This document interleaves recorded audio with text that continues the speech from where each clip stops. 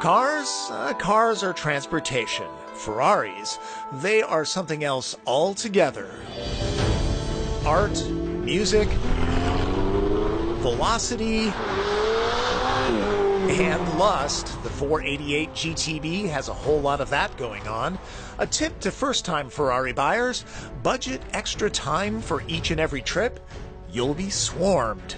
Base price is about $250,000. Of course, buyers will want a few extras to make it their own. This one has nearly $105,000 worth.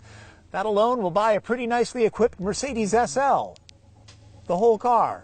Over half the extra cost comes from a blizzard of carbon fiber pieces, so those who don't care for the look will save serious dough. At some $12,500, the special red paint is practically a necessity, though. Hey, it's a Ferrari. Every time the hood is popped, owners can reminisce about the moment they chose, say, the titanium exhaust pipes. Oh, and that trunk? It's not very large. Anybody need any TP? Anyone? Only used by a Ferrari. No one orders a car from Maranello for practicality. Ferrari claims a 0 to 60 time of under 3 seconds. Let's give it a go, shall we?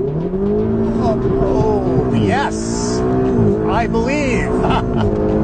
Oh my goodness, that's fast. That's too fast. Top speed is 205 miles an hour. Saturn V rocket velocity shouldn't surprise anyone with this riding on the front flanks. Aluminum for the chassis and body panels keeps weight down. Like all things served under glass, the V8 is something special. The 3.9 liters twin turbos rouse 661 stallions and 561 pound-feet of torque. Maybe it's juvenile, but you'd rev it too. The back tires deliver that power to the pavement. Drive modes? Of course there are drive modes. A 7-speed dual clutch automatic with a manual mode is the only gearbox. It is brilliant. The Tesla Model S also accelerates very quickly, but does not have the sound. Why would you listen to the audio system? No gaudy wings or spoilers to manage aerodynamics. Some of the downforce occurs when part of the air that enters here is channeled out here. This subtle slot helps too. The steering wheel lets you know when red line is approaching, not that the gauge cluster isn't perfectly clear. The steering is incredibly direct, but it never feels like a chihuahua on amphetamines.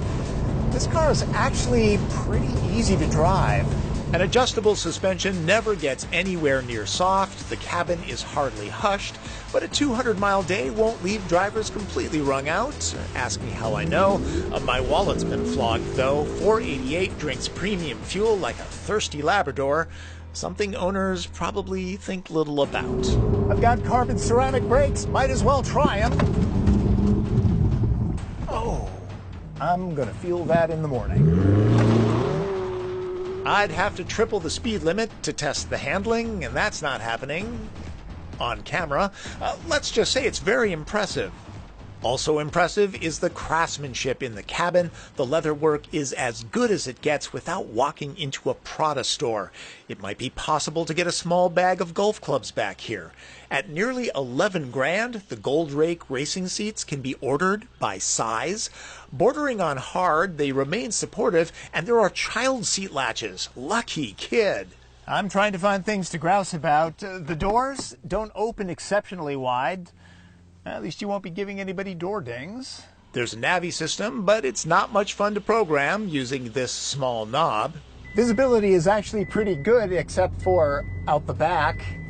And this does not have a backup camera. It makes me nervous. No sunroof option either, but there's always the retractable roof Spider version for those who want to see and be seen. Publicity hounds and art collectors alike will find this Ferrari's lofty price tag a bargain. It attracts ears and eyeballs like no other car. If you have the means, I highly recommend picking one up. Fun fact, the 488 gets its name from the fact that each of the 8 cylinders is 488 cubic centimeters, and GTB stands for Grand Touring Berlinetta. The turbocharger's compressor wheels are made from a low-density alloy normally used in jet engines. I love the sound of a twin-turbo V8 roaring from behind me, and I have to say, this one was lovely. It's great that the driver can actually see the engine in the rearview mirror. And, as it turns out, I had this car to celebrate a significant wedding anniversary with this fine woman. She loathes conspicuous consumption, but loved the 488. Wonderful woman. Her patience helps to keep these car reviews coming. We should all thank her. There you go, gang. That is my take on the Ferrari 488.